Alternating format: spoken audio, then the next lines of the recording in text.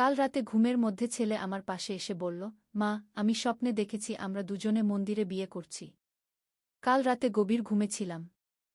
হঠাৎ অনুভব করলাম কেউ আমার পাশে এসে শুয়েছে। চোখ খুলে দেখি ছেলে। আমি বললাম, কি হয়েছে? দুঃস্বপ্ন দেখেছিস? সে আমার কাছে আরও ঘেঁষে এসে বলল, না মা, আমি খুব সুন্দর একটা স্বপ্ন দেখেছি। আমরা দুজনে মন্দিরে বিয়ে করছি। আমি চমকে উঠে বসলাম। কি বলছিস তুই? সে আমার হাত ধরে বলল, মা, স্বপ্নে দেখলাম তুমি লাল শাড়ি পরে আছো, আমি পাজামা পাঞ্জাবি পরে আছি। পুরোহিত মন্ত্র পড়ছেন, আমরা 7 পাক দিচ্ছি। আমি হতভম্ব হয়ে বললাম, এ কেমন স্বপ্ন? সে আমার গালে হাত রেখে বলল, মা, এটা শুধু স্বপ্ন ছিল না। এটা ছিল আমার হৃদয়ের গভীরতম ইচ্ছা। আমি তোমাকে ভালোবাসি, আমি তোমাকে বিয়ে করতে চাই। আমি কাঁপতে কাঁপতে বললাম, তুই কি বলছিস? আমি তো তোর মা। সে আমার 2 কাঁধ ধরে বলল, মা, তুমি আমার মা, কিন্তু তুমি আমার প্রিয় নারীও। আমি চাই তুমি আমার স্ত্রী হও। আমরা সেই স্বপ্নকে সত্যি করি। রাতের অন্ধকারে তার চোখে অদ্ভুত এক আলো জ্বলছিল। আমি বুঝতে পারছিলাম না আমি স্বপ্ন দেখছি নাকি বাস্তবে এমন ঘটছে। এই গল্পটি সম্পূর্ণ শুনলে আপনাদের পানি অটোমেটিক বের হয়ে যাবে, সো যত দ্রুত সম্ভব হাতের কাছে টিস্যু নিয়ে বসে পড়ো। বিছানার চাদর যেন নষ্ট না হয় সেটা সম্পূর্ণ খেয়াল রাখার অনুরোধ জানিয়ে গল্পটি এখন শুরু করব। তার আগে সর্বশেষ অনুরোধ, দয়া করে এমন পানি বের করার গল্প নিয়মিত শুনতে আমাদের চ্যানেলটি সকলেই সাবস্ক্রাইব করুন। ধন্যবাদ। হ্যালো বন্ধুরা, আমার নাম নন্দিনী ভট্টাচার্য। আমার বয়স 40 বছর। আমার স্বামীর নাম সুদীপ্ত ভট্টাচার্য, বয়স 43 বছর। আমাদের 2 সন্তান, ঋতিক আর শুভ্রা। ঋতিক 18 বছর বয়সী, কলেজে পড়ে। শুভ্রা 11 বছর বয়সী, স্কুলে যায়। গত রাতে এমন একটা ঘটনা ঘটল যা আমার জীবনে কখনো ভাবিনি। আমি একা ঘুমিয়েছিলাম। স্বামী দেরিতে অফিস থেকে ফিরেছিল, আলাদা রুমে শুয়ে পড়েছিল। শুভ্রা তার নিজের রুমে ঘুমিয়ে। ঋতিক রাত 11টার দিকে পড়া শেষ করে ঘুমিয়ে পড়েছিল। রাত 3টের দিকে হঠাৎ অনুভব করলাম কেউ আমার পাশে এসে শুয়েছে। প্রথমে ভাবলাম স্বামী এসেছে। কিন্তু চোখ খুলে দেখি ঋতিক। কি হয়েছে বাবা? দুঃস্বপ্ন দেখেছিস? আমি জিজ্ঞেস করলাম। সে আমার কাছে আরও ঘেঁষে এসে বলল, না মা, আমি খুব সুন্দর একটা স্বপ্ন দেখেছি। আমরা দুজনে মন্দিরে বিয়ে করছি। আমি চমকে উঠে বসলাম। কি বলছিস তুই? ঋতিক আমার হাত ধরে বলল, মা, স্বপ্নে দেখলাম তুমি লাল শাড়ি পরে আছো, আমি পাজামা পাঞ্জাবি পরে আছি। পুরোহিত মন্ত্র পড়ছেন, আমরা 7 পাক দিচ্ছি। আমি হতভম্ব হয়ে বললাম, এ কেমন স্বপ্ন? সে আমার গালে হাত রেখে বলল, মা, এটা শুধু স্বপ্ন ছিল না। এটা ছিল আমার হৃদয়ের গভীরতম ইচ্ছা। আমি তোমাকে ভালোবাসি, আমি তোমাকে বিয়ে করতে চাই। আমি কাঁপতে কাঁপতে বললাম, তুই কি বলছিস? আমি তো তোর মা। সে আমার 2 কাঁধ ধরে বলল, মা, তুমি আমার মা, কিন্তু তুমি আমার প্রিয় নারীও। আমি চাই তুমি আমার স্ত্রী হও। আমরা সেই স্বপ্নকে সত্যি করি। রাতের অন্ধকারে তার চোখে অদ্ভুত এক আলো জ্বলছিল। আমি বুঝতে পারছিলাম না আমি স্বপ্ন দেখছি নাকি বাস্তবে এমন ঘটছে। ঋতিক, তুই কি বলছিস? এসব কি? আমি আরও জোরে বললাম। মা, আমি জানি এটা অদ্ভুত শোনাচ্ছে। কিন্তু আমি সত্যি তোমাকে ভালোবাসি। তুমি এত সুন্দর, এত যত্নশীল। আমি চাই আমরা একসাথে থাকি। আমি তার হাত সরিয়ে দিয়ে বললাম, ঋতিক, তুই কি পাগল হয়ে গেছিস? আমি তোর মা। মা, কিন্তু তুমি একজন নারীও তো। আর আমি একজন পুরুষ। আমি আরও ঘাবড়ে গেলাম। ঋতিক, তুই কি বলছিস? এসব কোথা থেকে মাথায় এলো? মা, আমি কতদিন ধরে এই কথা বলার সাহস খুঁজছিলাম। আজ স্বপ্নটা দেখার পর আর পারলাম না। আমি উঠে বাতি জ্বালালাম। ঋতিকের চোখে সত্যিই একটা অদ্ভুত ভাব। সে সত্যিই এসব কথা বলছে। ঋতিক, তুই তোর রুমে যা। আমরা কাল সকালে এ নিয়ে কথা বলবো। না মা, আমি আজকেই জানতে চাই তুমি আমার কথার উত্তর কি দেবে। কি উত্তর? তুই আমার ছেলে, আমি তোর মা। এর বেশি কোনো সম্পর্ক আমাদের মধ্যে হতে পারে না। কিন্তু মা, আমি তো আর ছোট নেই। আমি 18 বছর হয়ে গেছি। আমি বুঝি কি ভালোবাসা। আমার মাথা ঘুরে যাচ্ছিল। এই ছেলেটা সত্যিই এসব কথা বলছে। ঋতিক, তুই কি করছিস? এসব কথা মুখ দিয়ে বেরোচ্ছে কেন? মা, আমি সত্যি বলছি। আমি তোমাকে একজন নারী হিসেবে দেখি। তোমার সৌন্দর্য, তোমার যত্ন, তোমার ভালোবাসা, সব কিছুই আমাকে আকর্ষণ করে। আমি ঋতিকের দিকে তাকালাম। সে সত্যিই গুরুতর। কিন্তু হঠাৎ আমার মনে পড়ল, গত সপ্তাহে ঋতিক খুবই অদ্ভুত আচরণ করছিল। সে প্রায়ই আমার দিকে এমনভাবে তাকাত যেটা স্বাভাবিক নয়। আর সে আমার কাছে এসে অকারণে জড়িয়ে ধরত। ঋতিক, তুই কি কোনো ওষুধ খেয়েছিস? কিংবা কেউ তোকে কিছু দিয়েছে? না মা, আমি একদম স্বাভাবিক আছি। আমি শুধু আমার মনের কথা বলছি। আমি আরও ভয় পেয়ে গেলাম। এ ছেলেটা সত্যিই এসব কথা বিশ্বাস করে বলছে। ঋতিক, তুই তোর রুমে যা। আমি তোর বাবাকে ডাকব। না মা, বাবাকে ডেকো না। আমি জানি বাবা আমাকে বুঝবে না। তাছাড়া এ বিষয়ে বাবার সাথে কথা বলার কিছু নেই। এটা শুধু আমাদের দুজনের ব্যাপার। আমি আরও ঘাবড়ে গেলাম। ঋতিক সত্যিই মনে করছে এটা একটা স্বাভাবিক ব্যাপার। ঋতিক, তুই কি বুঝতে পারছিস তুই কি বলছিস? আমি তোর মা। আমি তোকে জন্ম দিয়েছি, বড় করেছি। হ্যাঁ মা, আমি জানি। কিন্তু এখন আমি বড় হয়ে গেছি। আমি একজন পূর্ণবয়স্ক পুরুষ। আর তুমি একজন সুন্দর নারী। এ সময় হঠাৎ ঋতিক উঠে দাঁড়াল। আমি দেখলাম সে তার ড্রয়ার থেকে কিছু একটা বের করছে। আমার ভয় আরও বেড়ে গেল। ঋতিক, তুই কি করছিস? সে একটা ছোট বাক্স নিয়ে আমার সামনে হাঁটু গেড়ে বসল। মা, আমি তোর জন্য এটা কিনেছি। বাক্সটা খুলে দেখি একটা সোনার আংটি। ঋতিক, এটা কি? মা, এটা বিয়ের আংটি। আমি চাই তুমি এটা পরো আর আমার প্রস্তাব গ্রহণ করো। আমি আর পারছিলাম না। আমি জোরে চিৎকার করে উঠলাম, ঋতিক, তুই কি করছিস? এসব কি? এ সময় হঠাৎ শুভ্রা ঘুম ভেঙে আমাদের রুমে এসে দাঁড়াল। মা, কি হয়েছে? তুমি চিৎকার করছো কেন? ঋতিক তাড়াতাড়ি আংটির বাক্সটা লুকিয়ে ফেলল। কিছু না শুভ্রা, তুই ঘুমিয়ে যা। কিন্তু শুভ্রা আমার চোখের দিকে তাকিয়ে বলল, মা, তোমার চোখ লাল হয়ে গেছে। তুমি কাঁদছ? আমি বুঝতে পারছিলাম না কি করব। ঋতিকের এই আচরণে আমি একদম হতভম্ব। শুভ্রা, তুই ঘুমিয়ে যা। কাল সকালে কথা বলবো। শুভ্রা গেলে ঋতিক আবার আমার কাছে এলো। মা, আমি সত্যি বলছি। আমি তোমাকে ভালোবাসি। আমি তার দিকে তাকিয়ে বললাম, ঋতিক, তুই কি বুঝতে পারছিস এটা কতটা ভুল? মা, ভুল কি? ভালোবাসা কি ভুল? ঋতিক, এটা ভালোবাসা নয়। এটা একটা মানসিক সমস্যা। না মা, এটা মানসিক সমস্যা নয়। আমি একদম স্বাভাবিক আছি। আমি বুঝতে পারছিলাম ঋতিক সত্যিই এসব বিশ্বাস করে। কিন্তু হঠাৎ আমার মনে একটা সন্দেহ এলো। গত কয়েকদিন ঋতিক অনেক দেরি করে বাসায় ফিরছিল। সে বলতো বন্ধুদের সাথে পড়তে গেছে। কিন্তু তার আচরণ খুবই অদ্ভুত ছিল। ঋতিক, তুই গত কয়েকদিন কোথায় যেতিস? সত্যি বল। ঋতিক একটু ইতস্তত করল। মা, আমি একটা জায়গায় যেতাম। কোন জায়গায়? মা, তুমি রাগ করবে। রাগ করব না, বল। মা, আমি একটা সাধুর কাছে যেতাম। সে আমাকে তোমার সম্পর্কে এসব কথা বলেছে। আমার মাথায় যেন বাজ পড়ল। কোন সাধু? কি বলেছে? মা, সে বলেছে তুমি আমার ভাগ্যে লেখা আছ। আমাদের পূর্বজন্মে আমরা স্বামী স্ত্রী ছিলাম। আমি বুঝতে পারলাম ব্যাপারটা কি। কোনো জালিয়াত সাধু ঋতিকের মাথা খারাপ করে দিয়েছে। ঋতিক, সেই সাধু কোথায় থাকে? মা, সে শহরের বাইরে একটা আশ্রমে থাকে। সে বলেছে তুমি যদি রাজি হও তো সে আমাদের বিয়ে দিয়ে দেবে। আমি আর পারছিলাম না। আমি জোরে চিৎকার করে উঠলাম। এ সময় স্বামী দৌড়ে এলো। কি হয়েছে? কেন চিৎকার করছ? আমি কাঁদতে কাঁদতে সব কিছু বললাম। স্বামী ঋতিকের দিকে রাগত চোখে তাকাল। ঋতিক, তুই কি করছিস? এসব কি বলছিস? ঋতিক বলল, বাবা, আমি শুধু মায়ের কাছে আমার মনের কথা বলেছি। মনের কথা? এ কেমন মনের কথা? তুই কি পাগল হয়ে গেছিস? না বাবা, আমি পাগল হইনি। আমি ভালোবাসি মাকে। স্বামী ঋতিকের গাল চড় মারল। তুই কি বলছিস? লজ্জা করে না? কিন্তু ঋতিক চট খেয়েও বলল, বাবা, তুমি আমাকে মারতে পারো, কিন্তু আমার ভালোবাসা বদলাতে পারবে না। স্বামী আরও রেগে গেল। কিন্তু আমি স্বামীকে থামালাম। সুদীপ্ত, ঋতিককে মেরো না। ব্যাপারটা অন্য কিছু। ঋতিক কোনো সাধুর কাছে গেছে। সেই সাধু তার মাথা খারাপ করে দিয়েছে। স্বামী অবাক হয়ে বলল, কোন সাধু?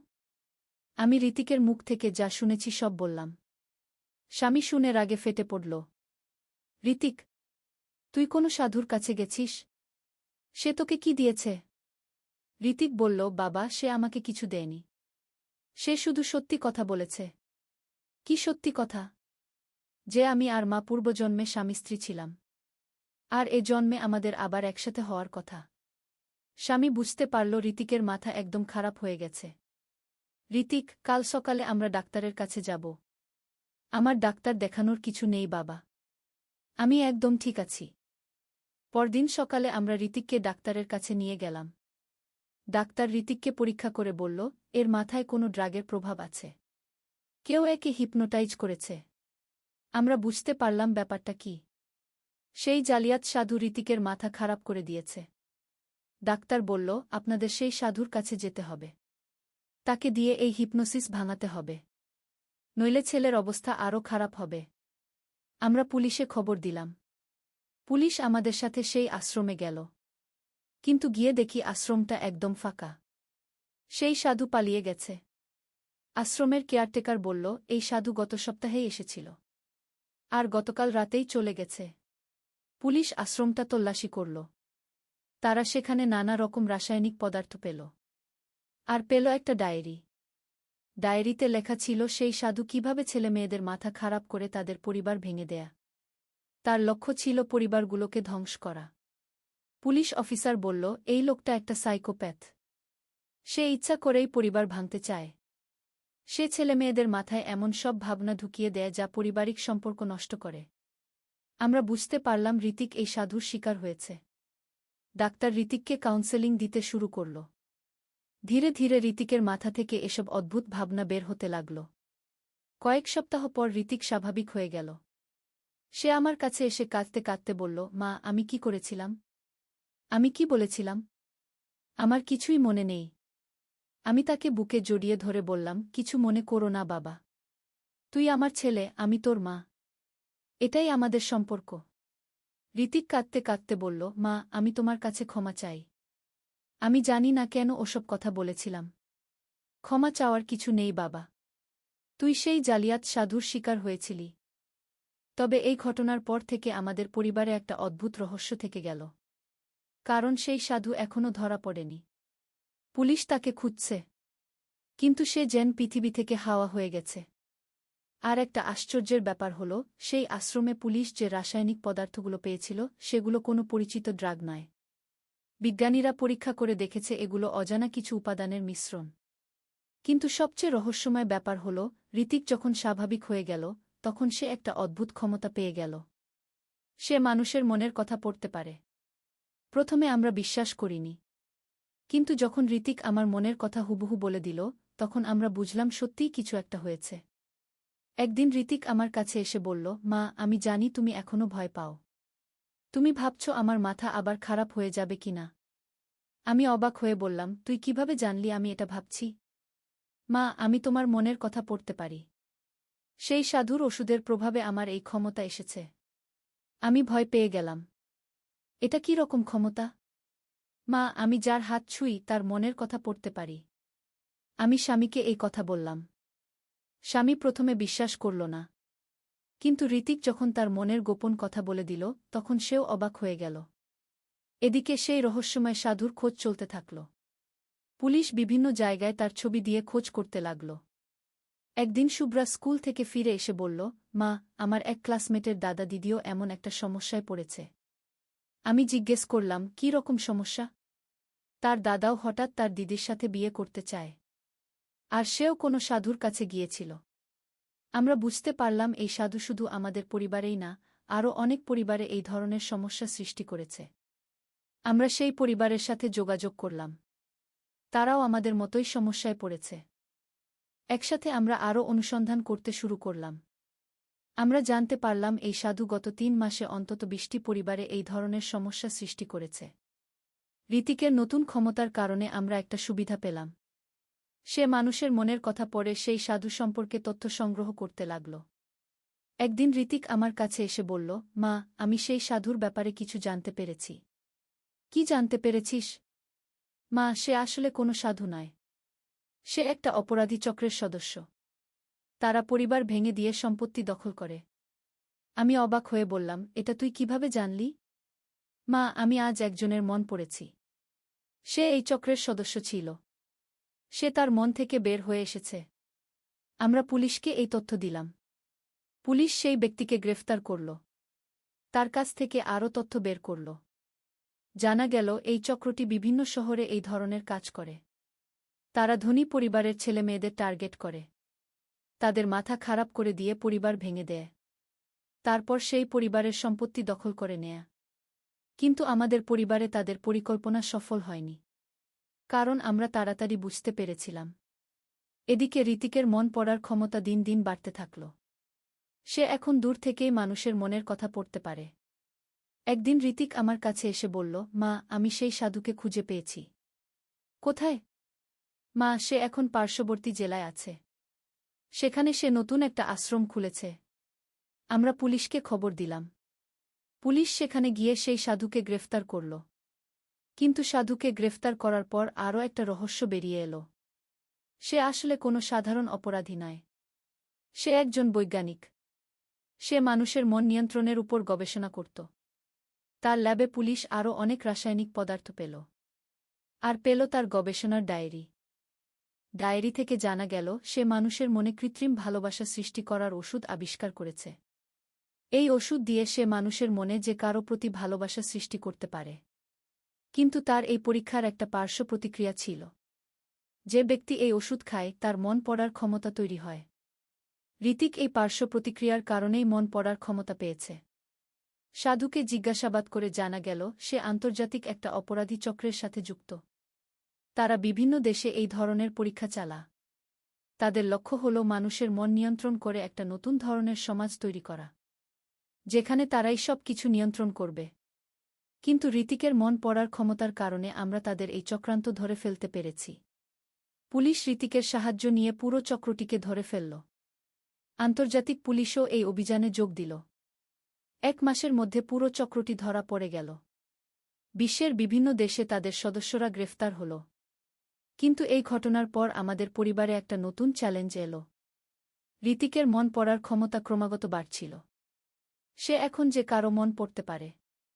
একদিন ঋতিক আমার কাছে এসে বলল, মা, আমি একটা অদ্ভুত জিনিস আবিষ্কার করেছি। কি আবিষ্কার করেছিস? মা, আমি শুধু মানুষের মন পড়তে পারি না, আমি ভবিষ্যতও দেখতে পারি। আমি অবাক হয়ে বললাম, এটা কিভাবে সম্ভব? মা, আমি জানি না। কিন্তু আমি দেখতে পাচ্ছি কাল আমাদের বাড়িতে কিছু অতিথি আসবে। তারা আমার ক্ষমতা নিয়ে কথা বলতে আসবে। পরদিন সত্যিই কয়েকজন বিজ্ঞানী আমাদের বাড়িতে এলো। তারা ঋতিকের ক্ষমতা নিয়ে গবেষণা করতে চায়। তারা বলল, আপনার ছেলের এই ক্ষমতা বিজ্ঞানের জন্য অত্যন্ত গুরুত্বপূর্ণ। আমরা এই ক্ষমতা নিয়ে গবেষণা করতে চাই।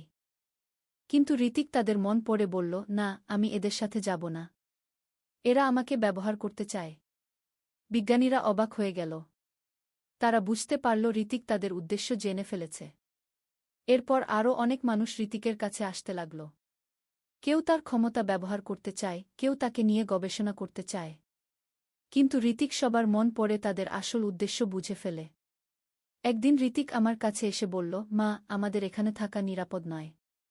আমার ক্ষমতার কথা জানাজানি হয়ে গেছে। অনেক খারাপ মানুষ আমাদের খুঁজছে। আমি ভয় পেয়ে বললাম, তাহলে আমরা কি করব? মা, আমরা এখানে থেকে চলে যাব। কোনো নিরাপদ জায়গায় যাব। কিন্তু যাওয়ার আগে ঋতিক তার ক্ষমতা দিয়ে একটা কাজ করতে চায়। সে সেই অপরাধী চক্রের বাকি সদস্যদের খুঁজে বের করতে চায়। পুলিশের সাহায্যে ঋতিক একের পর এক অপরাধীদের মন পড়ে তাদের গোপন তথ্য বের করতে লাগল। এই অভিযানে ঋতিকের ক্ষমতা অসাধারণ কাজে এলো। সে পুলিশকে এমন সব তথ্য দিল যা অন্যভাবে কখনো পাওয়া যেত না। একদিন ঋতিক বলল, মা, আমি সেই মূল সাধুর মাস্টারমাইন্ডকে খুঁজে পেয়েছি। কোথায়? মা, সে বিদেশে আছে। সে একটা বড় ইন্ডাস্ট্রির মালিক। সেখান থেকে সে পুরো চক্রটি চালায়। পুলিশ আন্তর্জাতিক সহযোগিতায় সেই মাস্টারমাইন্ডকেও গ্রেফতার করল।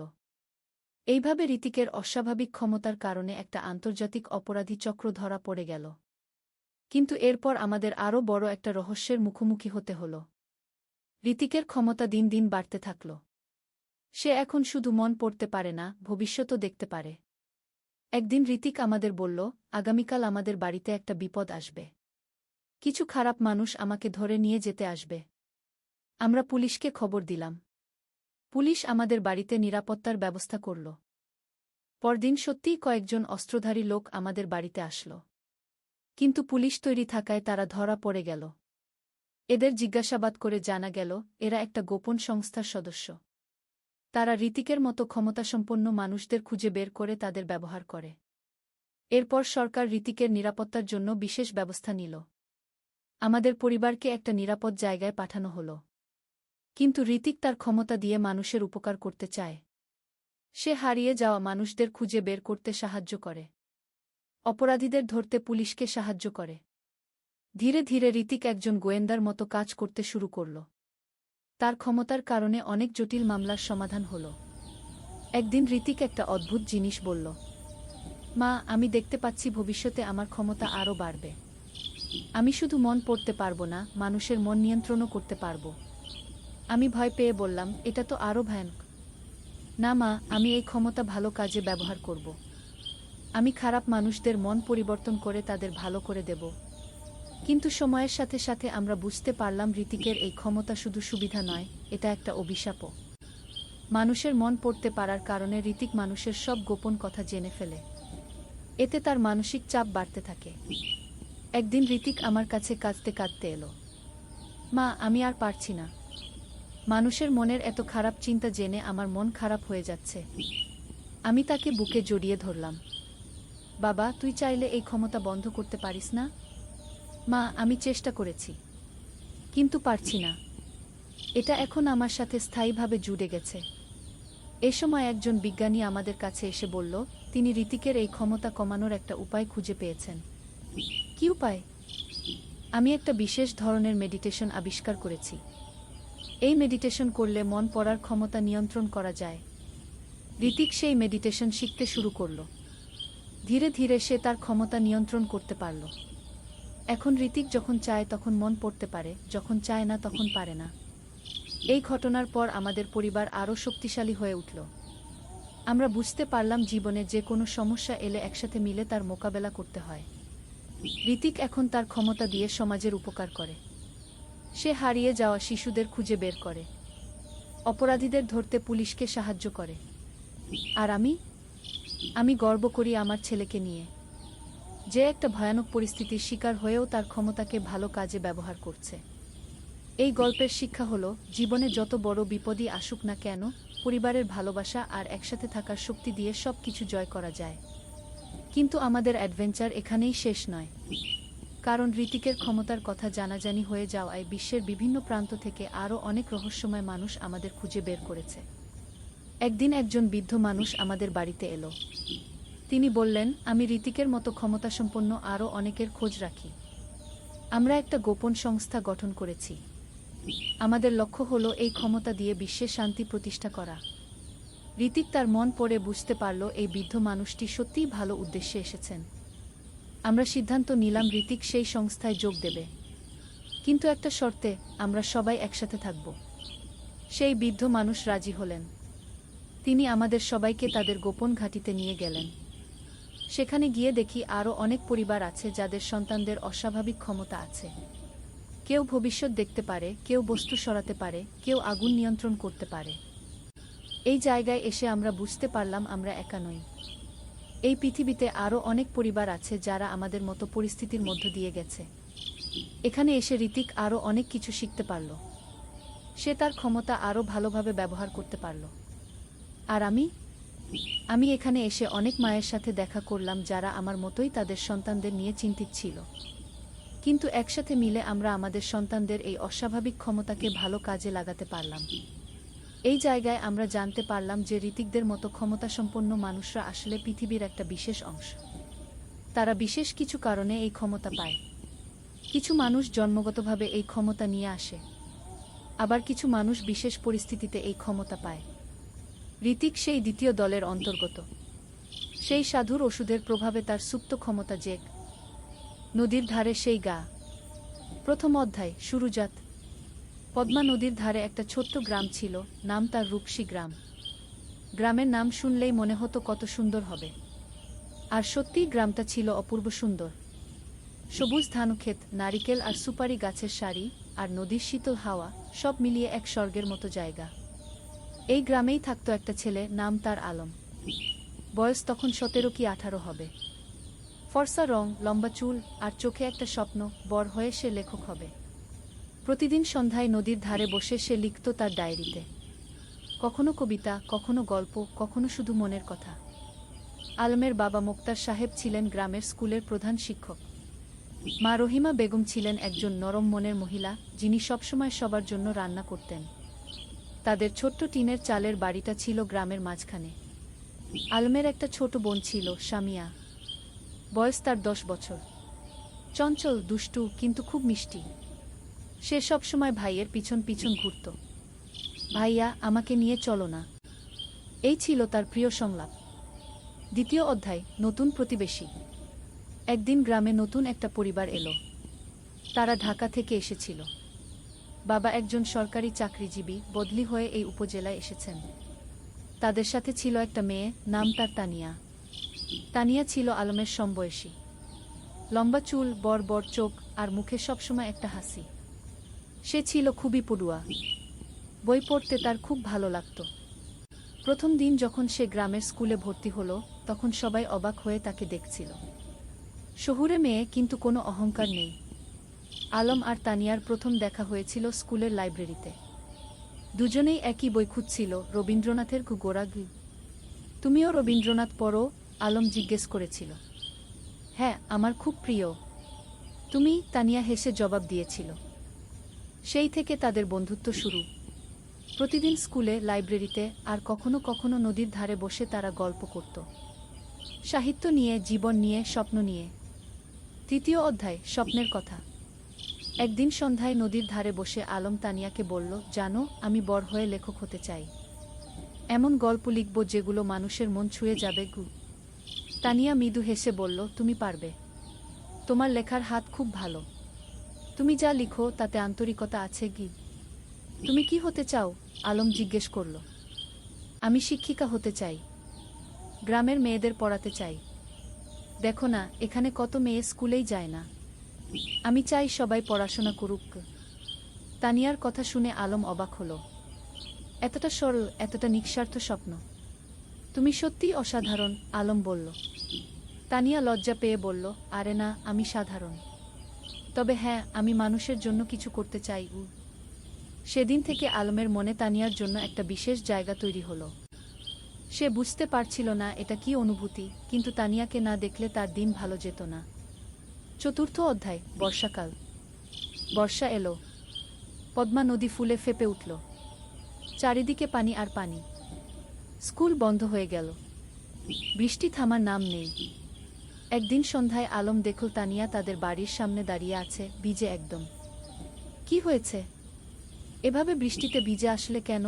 আলম চিন্তিত হয়ে জিজ্ঞেস করল। আমার বই। আমার প্রিয় বইটা। আমি নদীর ধারে রেখে এসেছিলাম। পানিতে ভেসে যাবে কি? তানিয়া কাঁদো কাঁদো স্বরে বলল। আলম কিছু না ভেবে ছাতা নিয়ে বেরিয়ে পড়ল। বৃষ্টি তখন মুষলধারে পড়ছে।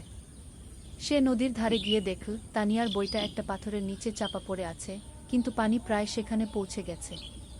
সে দ্রুত বইটা তুলে নিল। সৌভাগ্যবশত বইটা পুরোপুরি ভিজেনি। সে তার শার্টের ভিতরে বইটা লুকিয়ে বাড়ি ফিরল। তানিয়া যখন বইটা পেল, তার চোখে পানি এসে গেল। তুমি এতটা করলে আমার জন্য? তুমি আমার বন্ধু। বন্ধুর জন্য এটুকু তো করাই যায়, আলম হেসে বলল। সেদিন থেকে তানিয়াও বুঝতে পারল, আলম তার কাছে শুধু একজন বন্ধু নয়, আরও বেশি কিছু। পঞ্চম অধ্যায়, গ্রামের মেলা। শরৎকাল এলো। গ্রামে বড় মেলা বসল। নৌকা বাইচ, পুতুল নাচ, জারি গান, কত কিছু। সারা গ্রামে উৎসবের আমেজ। আলম আর তানিয়া একসাথে মেলা ঘুরছিল।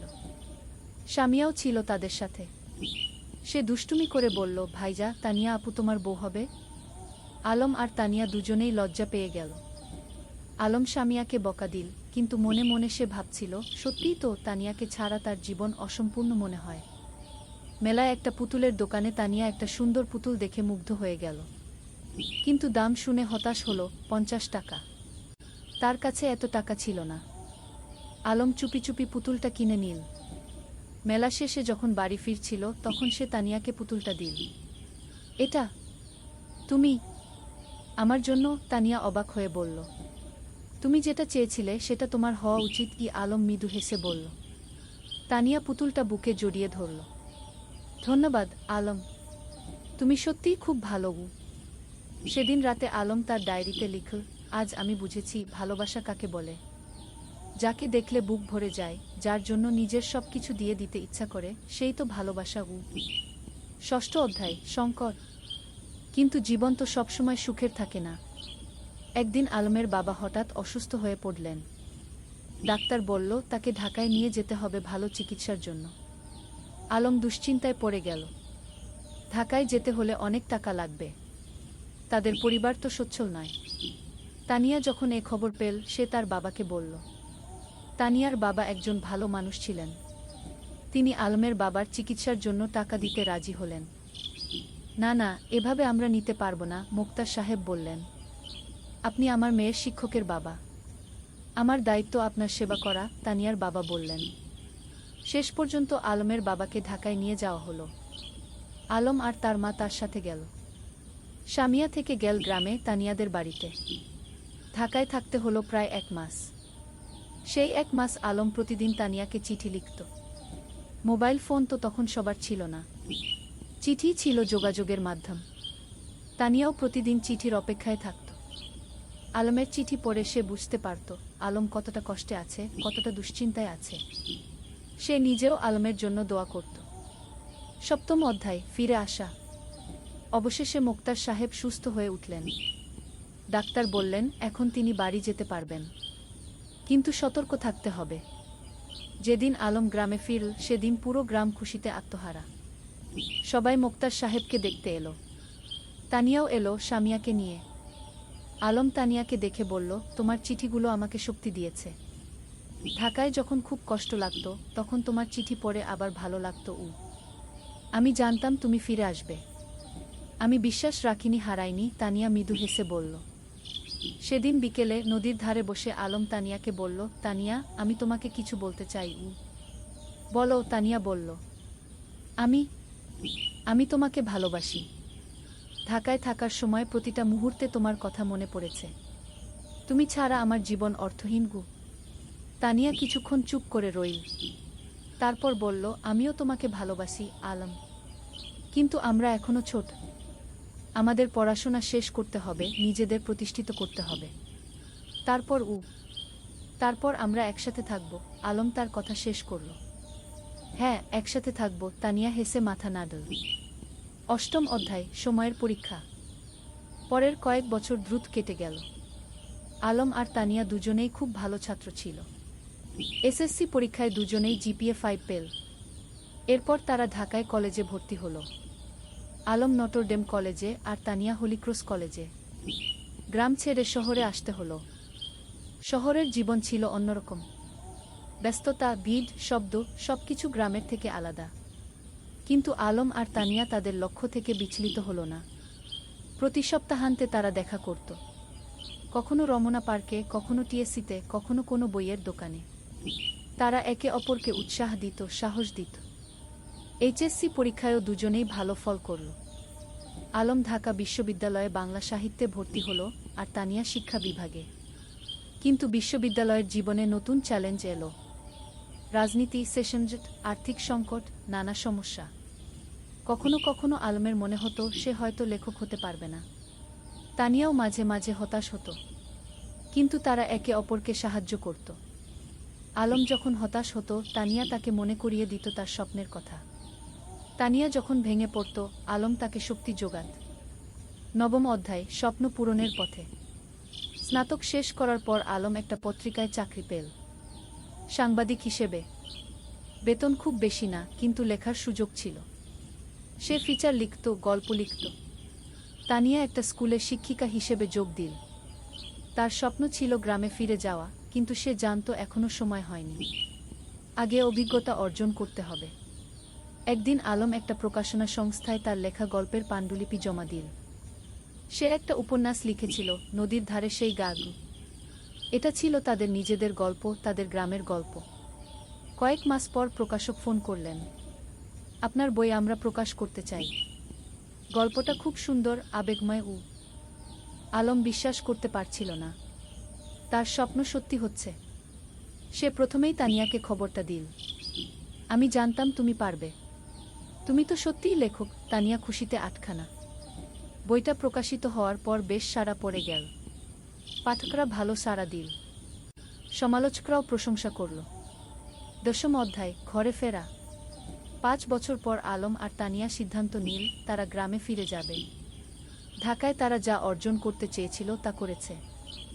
এখন সময় এসেছে নিজেদের শেকদে ফিরে যাওয়ার। তারা বিয়ে করল।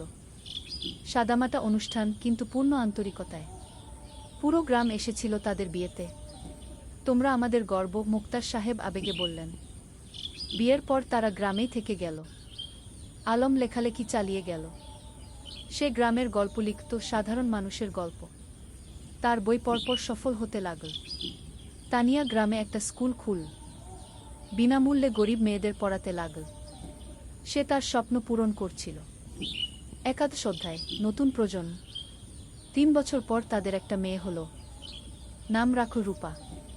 ছোট্ট, ফুটফুটে, ঠিক যেন তানিয়ার মতো। রূপা বড় হতে লাগল গ্রামের মুক্ত পরিবেশে। নদীর ধারে খেলা, মাঠে দৌড়ানো, গাছে চড়া, সবকিছু।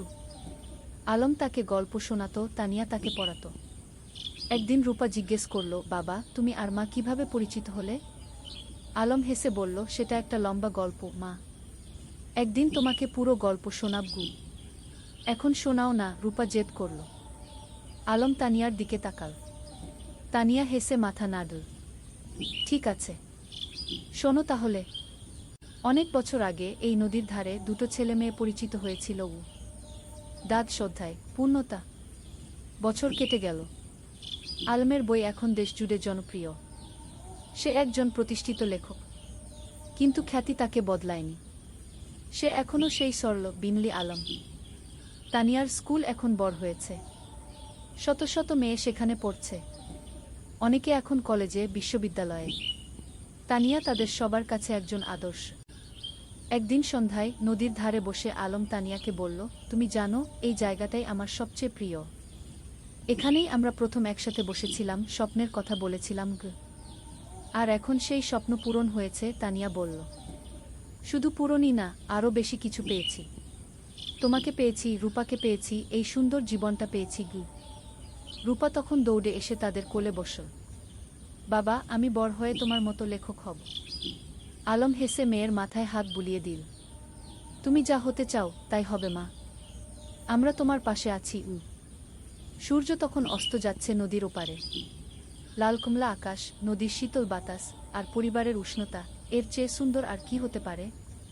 ত্রয়োদশ অধ্যায়, গ্রামের উন্নয়ন। আলম আর তানিয়া শুধু নিজেদের নিয়েই ব্যস্ত ছিল না, তারা পুরো গ্রামের উন্নয়ন নিয়ে ভাবত। আলম তার লেখালেখি থেকে যা আয় করত, তার একটা অংশ গ্রামের উন্নয়নে ব্যয় করত। তারা গ্রামে একটা লাইব্রেরি খুল। হাজার হাজার বই নিয়ে। গ্রামের যে কেউ এসে বই পড়তে পারত। ছোট ছেলেমেয়েরা বিকেলে এসে বই পড়ত, গল্প শুনত। জ্ঞানী শক্তি, আলম সবসময় বলতো, আমরা যদি আমাদের নতুন প্রজন্মকে শিক্ষিত করতে পারি, তাহলে গ্রাম এমনিতেই উন্নত হবে। তানিয়া তার স্কুলে শুধু পড়াশোনাই শেখাতো না, জীবন দক্ষতাও শেখাতো। মেয়েদের শেখাতো কিভাবে আত্মবিশ্বাসী হতে হয়, কিভাবে নিজের মতামত প্রকাশ করতে হয়, কিভাবে স্বাবলম্বী হতে হয়। শিক্ষা মানে শুধু বই পড়া নয়, তানিয়া বলতো। শিক্ষা মানে জীবনকে বুঝতে শেখা, মানুষ হয়ে ওঠা। গ্রামের মানুষ তাদের এই প্রচেষ্টায় খুব খুশি ছিল। যারা আগে মেয়েদের স্কুলে পাঠাতে চাইতো না, তারাও এখন পাঠাতে শুরু করেছে।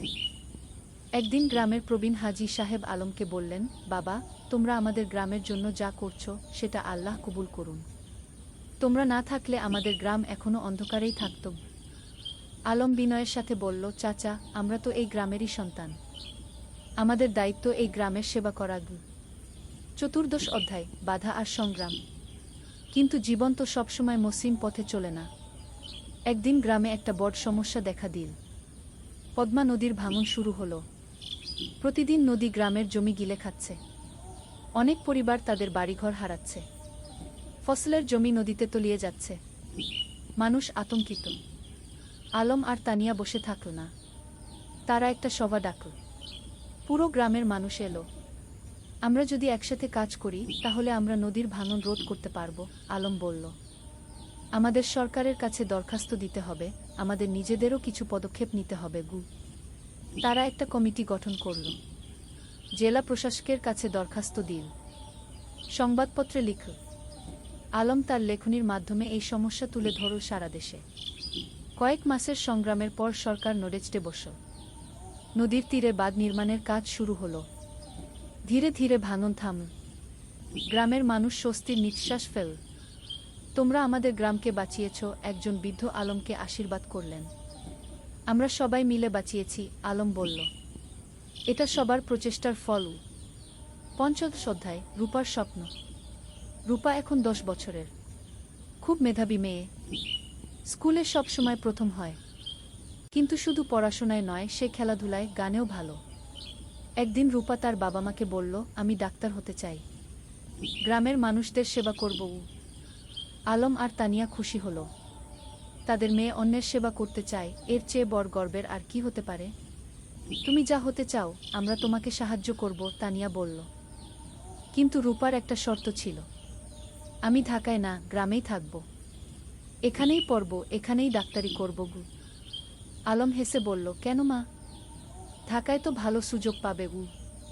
বাবা, তুমি আর মা যেমন গ্রামে ফিরে এসেছ, আমিও তাই চাই। গ্রামের মানুষদের সবচেয়ে বেশি সাহায্যের দরকার গু। এই কথা শুনে আলমের চোখে পানি এসে গেল। তার মেয়ে তার আদর্শকে ধারণ করছে। রূপা খুব পরিশ্রমী ছিল। প্রতিদিন ভোরে উঠে পড়াশোনা করত। মায়ের স্কুলে ছোটদের পড়াতে সাহায্য করত। বাবার লেখার কাজেও হাত লাগাত। রূপা, তুমি এত কাজ করো, ক্লান্ত হয়ে যাও না? তানিয়া একদিন জিজ্ঞেস করল। না মা, আমি যখন মানুষের উপকার করি তখন আমার ভালো লাগে। ক্লান্তি লাগে না, রূপা হেসে জবাব দিল। ষোড়শ অধ্যায়, পুরস্কার।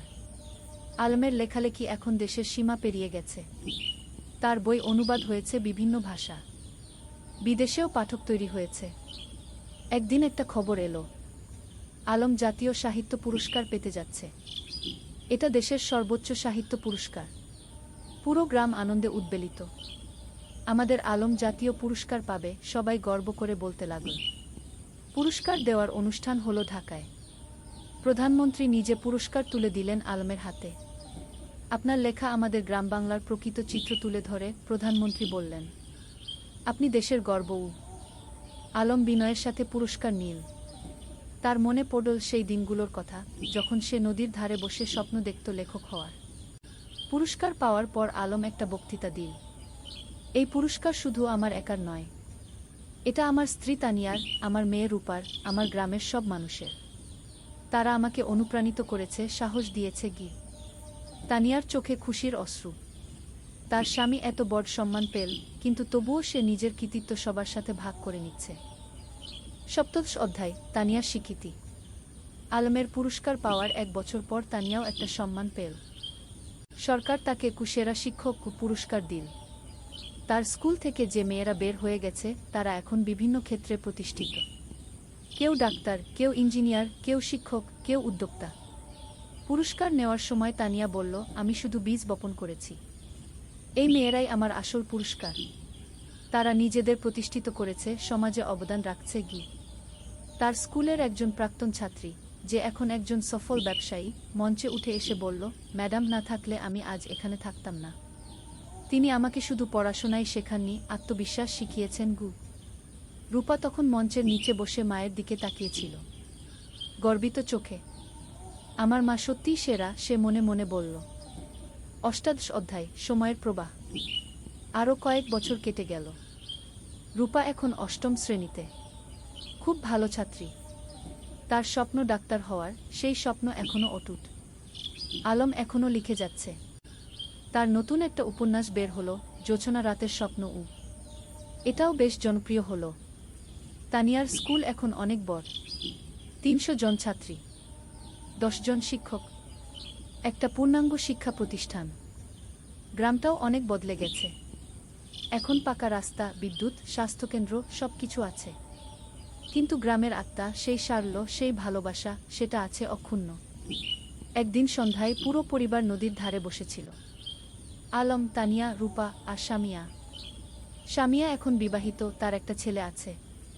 ভাইয়া, মনে আছে যখন আমি ছোট ছিলাম তুমি আর ভাবি এখানে বসে গল্প করতে? শামিয়া হেসে বলল। মনে আছে, আলম হেসে বলল। সেই সময়গুলো কত সুন্দর ছিল। এখনকার সময়ও কম সুন্দর নয়, তানিয়া বলল। আমরা একসাথে আছি, সুস্থ আছি, খুশি আছি, এর চেয়ে বড় সৌভাগ্য আর কি? রূপা বলল, বাবা, তোমার আর মায়ের মতো আমিও একজন ভালো মানুষকে জীবনসঙ্গী হিসেবে পেতে চাই। আলম মেয়ের মাথায় হাত রেখে বলল, তুমি পাবে মা। তবে তার আগে তোমার স্বপ্ন পূরণ করো, ডাক্তার হও, তারপর জীবনসঙ্গী খুঁজবে। 49 অধ্যায়, নতুন চ্যালেঞ্জ। রূপা এসএসসি পরীক্ষা দিল। ফলাফল বেরোলো, জিপিএ 5। পুরো গ্রাম খুশি। আলম আর তানিয়া গর্বিত। কিন্তু এখন একটা বড় সিদ্ধান্ত নিতে হবে। রূপা ডাক্তার হতে চায়, আর তার জন্য তাকে মেডিকেল কলেজে ভর্তি হতে হবে। কিন্তু গ্রামে তো মেডিকেল কলেজ নেই। বাবা, আমি ঢাকা মেডিকেলে ভর্তি হতে চাই, রূপা বলল। আলম একটু চিন্তিত হলো। কিন্তু তুমি তো বলেছিলে গ্রামে থাকবে। হ্যাঁ বাবা, আমি গ্রামে ফিরে আসব। কিন্তু ভালো ডাক্তার হতে হলে ভালো প্রতিষ্ঠান থেকে পড়তে হবে। আমি 5 বছর ঢাকায় থাকব, তারপর ফিরে আসব এবং গ্রামে একটা হাসপাতাল খুলব। তানিয়া বলল, মেয়েটা ঠিকই বলছে। আমরাও তো ঢাকায় গিয়ে পড়াশোনা করেছিলাম, তারপর ফিরে এসেছি। রূপা ঢাকা মেডিকেল কলেজে ভর্তি হলো। প্রথম দিকে গ্রাম ছেড়ে যেতে খুব কষ্ট হচ্ছিল, কিন্তু সে জানত এটা তার লক্ষ্যের জন্য প্রয়োজন। আলম আর তানিয়া প্রতি মাসে ঢাকায় যেত মেয়েকে দেখতে। রূপা ফোনে প্রতিদিন কথা বলতো। 20 অধ্যায়, পরিবারের বন্ধন। 5 বছর খুব দ্রুত কেটে গেল। রূপা ডাক্তার হয়ে গেল, এমবিবিএস পাস করল ভালো ফলসহ। এখন তার সামনে অনেক সুযোগ। ঢাকার বড় বড় হাসপাতাল তাকে চাকরির অফার দিচ্ছে। কিন্তু রূপার লক্ষ্য অন্য। বাবা, আমি গ্রামে ফিরে আসছি, রূপা ফোনে বলল। তুমি নিশ্চিত? ঢাকায় তো অনেক ভালো সুযোগ, আলম বলল। বাবা, আমার স্বপ্ন তো ঢাকায় বড় ডাক্তার হওয়া নয়। আমার স্বপ্ন গ্রামের মানুষের সেবা করা। রূপা গ্রামে ফিরে এলো। গ্রামের মানুষ তাকে মাথায় করে নিয়ে এলো। আমাদের নিজের ডাক্তার। সে একটা ছোট ক্লিনিক খুল। বিনামূল্যে গরিব মানুষদের চিকিৎসা দিতে লাগল। যাদের সামর্থ্য আছে তারা দিত, যাদের নেই তাদের কাছ থেকে কিছু নিত না। তুমি কিভাবে চালাবে এভাবে? আলম একদিন জিজ্ঞেস করল। বাবা, তুমি তো লেখক হয়েছ মানুষের সেবা করার জন্য, মা শিক্ষিকা হয়েছে সেবার জন্য। আমিও তাই। টাকা পয়সা পরে দেখা যাবে। আলম মেয়েকে জড়িয়ে ধরল। তুমি আমাদের গর্ব। 21 অধ্যায়, নতুন সঙ্গী। রূপা যখন ক্লিনিকে ব্যস্ত, তখন একদিন একজন তরুণ ডাক্তার এলো। তার নাম ফাহিম। সে ঢাকা থেকে এসেছে গ্রামাঞ্চলে স্বেচ্ছাসেবা করতে। ফাহিম আর রূপা একসাথে কাজ করতে লাগল। দুজনেই একই স্বপ্ন দেখে, গ্রামের মানুষের সেবা করা। ধীরে ধীরে তাদের মধ্যে বন্ধুত্ব হলো। তারপর সেই বন্ধুত্ব ভালোবাসায় রূপান্তরিত হলো। একদিন ফাহিম আলমের কাছে এলো। চাচা, আমি রূপাকে বিয়ে করতে চাই। আলম হেসে বলল, তুমি কি রূপাকে জিজ্ঞেস করেছ? হ্যাঁ, সে রাজি, ফাহিম লজ্জা পেয়ে বলল। তানিয়া খুশিতে আটখানা। আমার মেয়ে একজন ভালো মানুষ পেয়েছে। রূপা আর ফাহিমের বিয়ে হলো। সাদামাটা কিন্তু আন্তরিক অনুষ্ঠান। পুরো গ্রাম এসেছিল। বিয়ের পর তারা দুজন মিলে ক্লিনিক চালাতে লাগল। তারা স্বপ্ন দেখে গ্রামে একটা বড় হাসপাতাল করার। 20 অধ্যায়, 3 প্রজন্ম। 2 বছর পর রূপার একটা ছেলে হলো। নাম রাখল আয়ান। আলম আর তানিয়া দাদা দাদি হলো। দেখো আমাদের নাতি, আলম আবেগে বলল।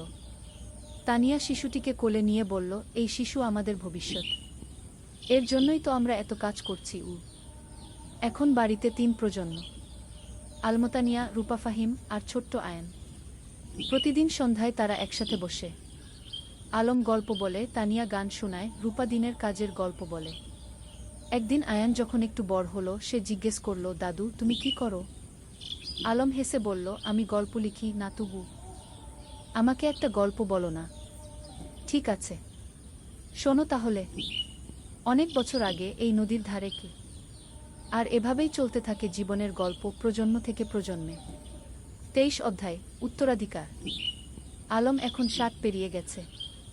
চুলদাড়ি পেকে গেছে, কিন্তু লেখার হাত এখনো অক্ষুণ্ণ। সে এখনো প্রতিদিন লেখে। তানিয়াও এখন অবসর নিয়েছে স্কুল থেকে, কিন্তু মাঝে মাঝে যায় ছাত্রীদের সাথে দেখা করতে। একদিন আয়ান, যে এখন 5 বছরের, দাদুকে জিজ্ঞেস করল, দাদু, তুমি কত বই লিখেছ? প্রায় 20টা, আলম বলল। আমিও বড় হয়ে লেখক হব, আয়ান বলল। রূপা হেসে বলল, তুমি যা হতে চাও তাই হবে গি। আলম নাতিকে কোলে নিয়ে বলল, লেখক হওয়া মানে শুধু বই লেখা নয় বাবা। লেখক হওয়া মানে মানুষের কথা বলা, সত্য বলা, ভালোবাসা ছড়িয়ে দেওয়া গি। আমি সব করব, আয়ান উৎসাহিত হয়ে বলল। তানিয়া নাতিকে আদর করে বলল, তুমি করবে, আমরা জানি গি। 24 অধ্যায় গ্রামের হাসপাতাল। রূপা আর ফাহিমের স্বপ্ন ছিল গ্রামে একটা বড় হাসপাতাল খোলার। তারা কয়েক বছর ধরে টাকা জমিয়ে রাখছিল। আলমও তার রয়্যালটির একটা অংশ দিয়েছিল। অবশেষে সেই দিন এলো। তারা একটা 3তলা হাসপাতাল তৈরি করল। নাম দিল রূপসী হাসপাতাল। উদ্বোধনের দিন পুরো জেলা থেকে মানুষ এলো। স্বাস্থ্যমন্ত্রী নিজে এসে উদ্বোধন করলেন। এই হাসপাতাল শুধু একটা স্বাস্থ্যসেবা কেন্দ্র নয়, মন্ত্রী বললেন, এটা একটা স্বপ্নের বাস্তবায়ন। ডা রূপা আর ডা ফাহিম যা করেছেন সেটা অনুকরণীয় গু। হাসপাতালে 10টা বেড, অপারেশন থিয়েটার, ল্যাবরেটরি, সবকিছু আছে। আর সবচেয়ে বড় কথা, গরিবদের জন্য বিনামূল্যে চিকিৎসার ব্যবস্থা।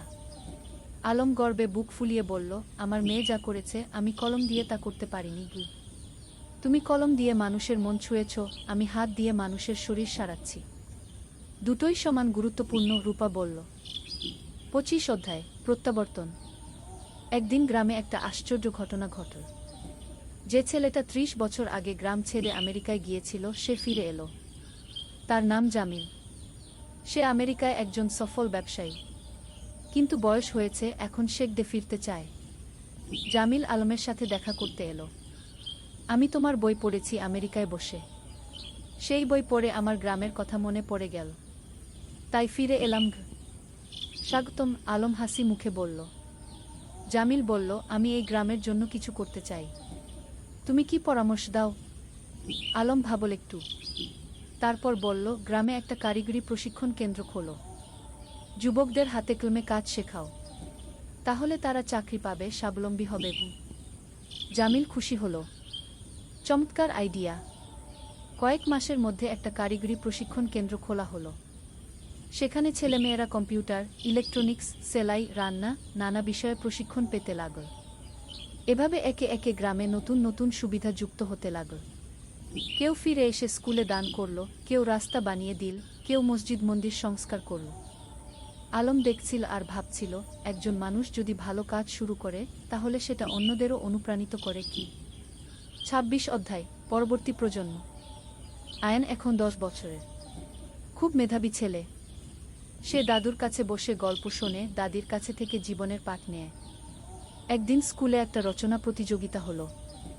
বিষয় ছিল আমার স্বপ্নের বাংলাদেশ। আয়ান লিখল, আমার স্বপ্নের বাংলাদেশে সবাই শিক্ষিত হবে। কেউ অসুস্থ হলে চিকিৎসা পাবে, কেউ গরিব থাকবে না, সবাই একসাথে মিলেমিশে থাকবে। আমার দাদু বলেন, স্বপ্ন দেখতে হয় বড়, তারপর সেই স্বপ্ন পূরণের জন্য কাজ করতে হয়। আয়ান প্রথম হলো, পুরস্কার পেল। আলম নাতির রচনা পড়ে চোখ ভিজিয়ে ফেল। আমাদের শিক্ষা বৃথা যায়নি, নতুন প্রজন্ম ঠিক পথে আছে। 27 অধ্যায় জীবনের সন্ধ্যা। আলম এখন 65 পেরিয়ে গেছে। শরীর একটু দুর্বল হয়ে এসেছে, কিন্তু মন এখনো তরুণ। একদিন ডাক্তার বলল, তার হার্টে সমস্যা আছে, বিশ্রাম নিতে হবে। রূপা খুব চিন্তিত। বাবা, তুমি এখন আর এত কাজ করবে না, বিশ্রাম নাও। কিন্তু আলম কি থেমে থাকার মানুষ? সে এখনো লেখে, মানুষের সাথে দেখা করে, গ্রামের উন্নয়নের কাজে যুক্ত থাকে। তানিয়া বলল, তুমি একটু শান্ত হও। আমরা এত কাজ করেছি, এখন পরের প্রজন্মকে দায়িত্ব দাও। তুমি ঠিক বলছো, আলম মেনে নিল।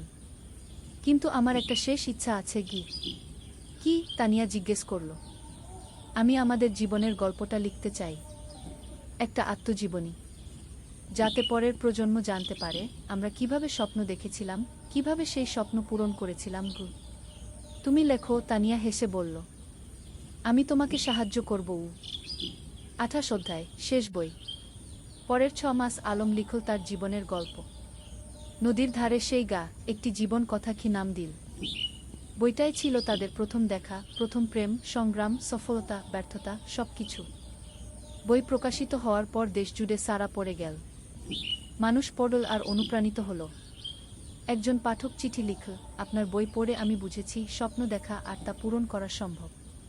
আমিও এখন আমার গ্রামে ফিরে যাব, কিছু করব। আলম এই চিঠি পড়ে খুশি হল। দেখো তানিয়া, আমাদের জীবন বৃথা যায়নি। আমরা মানুষকে অনুপ্রাণিত করতে পেরেছি। 29 অধ্যায়, বিদায়। এক শীতের সকালে আলম ঘুম থেকে উঠল না। তার হার্ট অ্যাটাক হয়েছে। রূপা যতই চেষ্টা করল, কিছু করতে পারল না। আলম চলে গেল। পুরো গ্রাম শোকে মুহ্যমান। আমাদের আলম চলে গেল, সবাই কাঁদল। তানিয়া কান্নায় ভেঙে পড়ল। তুমি আমাকে একা ফেলে চলে গেলে। রূপা মাকে সান্ত্বনা দিল। মা, বাবা চলে যায়নি। তার লেখায় সে বেঁচে আছে। তার কাজে সে বেঁচে আছে। আমাদের মধ্যে সে বেঁচে আছে। কি আলমের জানাজায় হাজার হাজার মানুষ এলো। তাকে সমাহিত করা হলো গ্রামের কবরস্থানে, নদীর পাশে, যেখানে সে জীবনের অনেকটা সময় কাটিয়েছে। 30 অধ্যায়, উত্তরাধিকার, শেষ অধ্যায়। আলমের মৃত্যুর পর তানিয়া ভেঙে পড়েনি। সে আরও শক্ত হয়েছে। আলম চলে গেছে, কিন্তু তার স্বপ্ন চলে যায়নি। আমাকে সেই স্বপ্ন বাঁচিয়ে রাখতে হবে। সে গ্রামের লাইব্রেরিটাকে কি আলম স্মৃতি লাইব্রেরিকে নাম দিল। সেখানে আলমের সব বই রাখা হলো। রূপা হাসপাতালে আরও বেশি মনোযোগী হল। বাবা চাইতেন আমি মানুষের সেবা করি। আমি তাই করব। ফাহিম তার পাশে থেকে সাহায্য করল। আয়ান, যে এখন 15 বছরের, দাদুর মতো লিখতে শুরু করল। সে গল্প লেখে, কবিতা লেখে। একদিন আয়ান তানিয়াকে তার লেখা একটা গল্প দেখাল। গল্পের নাম দাদুর স্বপ্ন। তানিয়া পড়ল। চোখে পানি এলো। তোমার দাদু বেঁচে আছে তোমার মধ্যে। বছরের পর বছর কেটে গেল। গ্রামটা আরও উন্নত হল। কিন্তু আলমকে কেউ ভুলল না। প্রতি বছর তার জন্মদিনে গ্রামে একটা সাহিত্য উৎসব হয়। তরুণ লেখকরা আসে, তাদের লেখা পড়ে। তানিয়া এখন 80 পেরিয়ে গেছে, কিন্তু এখনও প্রতিদিন স্কুলে যায়। ছাত্রীদের দেখে আসে। একদিন এক তরুণী তানিয়াকে জিজ্ঞেস করল, ম্যাডাম, আপনার আর আলম স্যারের গল্পটা কি সত্যি? তানিয়া হেসে বলল, হ্যাঁ, প্রতিটা শব্দ সত্যি। আমরা স্বপ্ন দেখেছিলাম, আর সেই স্বপ্ন পূরণ করেছিলাম। আমিও কি পারবো? তরুণী জিজ্ঞেস করল। অবশ্যই পারবে, তানিয়া দৃঢ়তার সাথে বলল। শুধু স্বপ্ন দেখো, তারপর সেই স্বপ্ন পূরণের জন্য কাজ করো। আর কখনো হাল ছেড়ো না। সেদিন সন্ধ্যায় নদীর ধারে বসে তানিয়া আকাশের দিকে তাকাল। আলম, তুমি কি দেখছো? আমরা যা শুরু করেছিলাম তা এখনো চলছে। তোমার স্বপ্ন বেঁচে আছে। নদীর জল কুলকুল করে বয়ে যাচ্ছে। বাতাসে যেন আলমের কণ্ঠস্বর ভেসে এলো, আমি জানতাম তুমি পারবে। আমরা একসাথে এই স্বপ্ন দেখেছিলাম, তুমি তা বাঁচিয়ে রেখেছ। ধন্যবাদ তানিয়া। তানিয়া হাসল। চোখে পানি, কিন্তু মুখে হাসি। ধন্যবাদ তোমাকে আলম। তুমি আমার জীবনকে অর্থবহ করেছিলে। সমাপ্তি। এই ছিল আলম আর তানিয়ার গল্প। দুটো সাধারণ মানুষ, যারা অসাধারণ স্বপ্ন দেখেছিল। আর সেই স্বপ্ন শুধু নিজেদের জন্যই ছিল না, ছিল সবার জন্য। আজও রূপসী গ্রামে যদি যাও, দেখবে আলম স্মৃতি লাইব্রেরি, তানিয়া বালিকা বিদ্যালয়, রূপসী হাসপাতাল, সবকিছু দাঁড়িয়ে আছে। এগুলো শুধু ভবন নয়, এগুলো স্বপ্নের বাস্তবায়ন। আর নদীর ধারে, যেখানে একদিন দুটো তরুণী বসে স্বপ্ন দেখেছিল, সেখানে এখন একটা ফলক লাগানো আছে। তাতে লেখা, যেখানে স্বপ্ন শুরু হয়েছিল। আলম ও তানিয়া, দুই স্বপ্নদ্রষ্টা, দুই সেবক, যারা প্রমাণ করেছেন স্বপ্ন দেখলে এবং কাজ করলে সবকিছুই সম্ভব। শিক্ষা, জীবনে স্বপ্ন দেখো বড়, তারপর সেই স্বপ্ন পূরণের জন্য নিরলসভাবে কাজ করো। নিজের জন্য নয়, সবার জন্য কিছু করার চেষ্টা করো। তাহলেই জীবন সার্থক হবে।